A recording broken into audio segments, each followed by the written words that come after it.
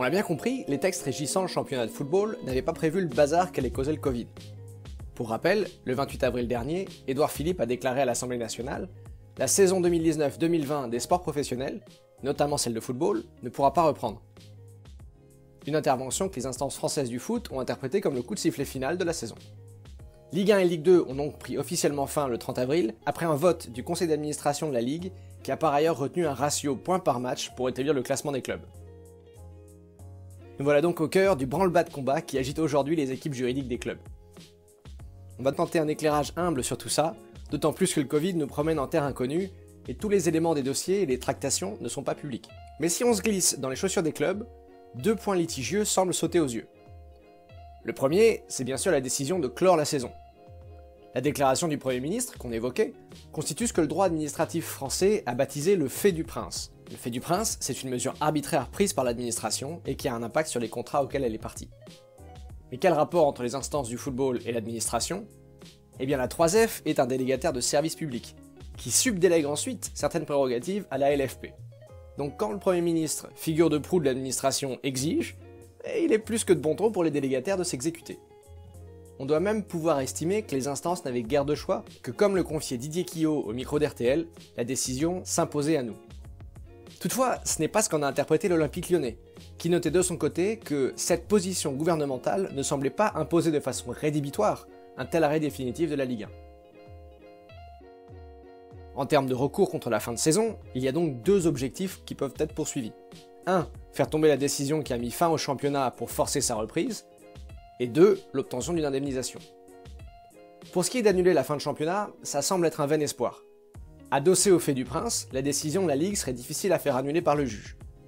Et si l'Assemblée, en plus, venait à légiférer sur le sujet, comme c'est prévu, ça deviendrait proprement impossible. Il faudrait toutefois garder un œil sur ces dispositions législatives, car elles ne pourraient pas retirer au club le droit constitutionnel à un recours, et elles auraient également l'attention ultra scrupuleuse du juge constitutionnel, qui s'inquiète toujours, et à raison, de l'adoption de normes rétroactives qui sont très dangereuses pour le principe de sécurité juridique. Mais là, on partirait pour des années de procédure. Le temps judiciaire n'est pas le temps sportif, comme on ne le sait que trop bien du côté de l'USNAC.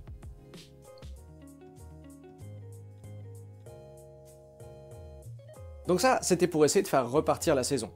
Mais si c'est peine perdue, on peut toujours tenter d'engager la responsabilité des acteurs, et obtenir des sous. Là, deux voies s'ouvriraient, la première contre les instances sportives, et la seconde contre l'État lui-même. Contre les instances, ça semble compliqué, puisque comme on l'a vu, leur décision se réfugie derrière l'injonction du Premier ministre, voire d'une loi prochainement votée. Mais contre l'État, c'est autre chose. Il pourrait y avoir matière à engager la responsabilité de l'État, car en déclarant la fin de saison, l'exécutif a écarté la possibilité de terminer les championnats à huis clos. Ce qui a peut-être été un peu hâtif, au regard de ce que nos voisins semblent fabriquer.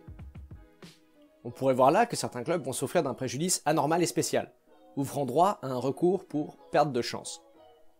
C'est une procédure qui permet au juge d'apprécier au cas par cas les chances réelles et sérieuses que les clubs avaient de parvenir à une situation favorable, comme le fait par exemple pour l'OL d'être européen. Si tel était le cas, le club pourrait obtenir une indemnisation qui approcherait la somme qu'il aurait pu gagner en situation régulière. Et c'est un recours qui est donc fourbi par l'Olympique Lyonnais.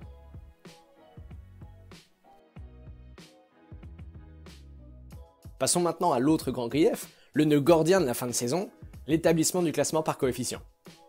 Pour rappel, ce coef s'obtient en divisant le nombre de points obtenus par match joué, ce qui donne un classement aux mécontents très vocaux. D'abord Amiens, précipité en Ligue 2 alors qu'il ne compte que 4 points de retard sur le 18ème, et qui dans un communiqué dit comprendre la décision du gouvernement d'interrompre les compétitions, mais qui ressent en revanche la décision du CA de la Ligue comme une profonde injustice. Une injustice qui pousse d'ailleurs la métropole d'Amiens, propriétaire du stade, à s'associer au recours en justice. Le même sentiment est exprimé par le TFC, dernier au classement, et relégué dans une lettre adressée aux instances.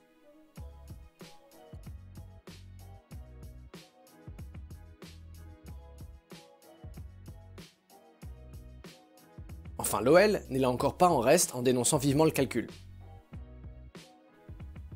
Toutefois, comme l'explique maître Xavier Le Sergal au site olympiqueetlyonnais.com, de mon point de vue, le tribunal ne va pas trop s'embêter à rentrer dans les arcanes des calculs.